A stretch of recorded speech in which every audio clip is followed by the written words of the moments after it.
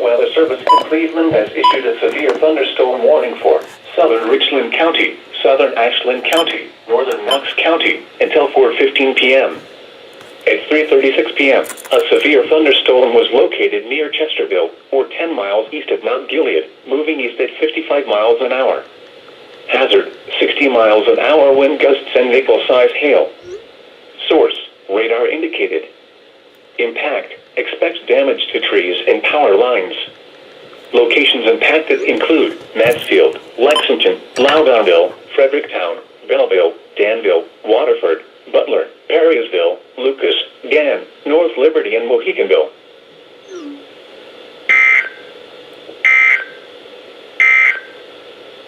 Wind advisory.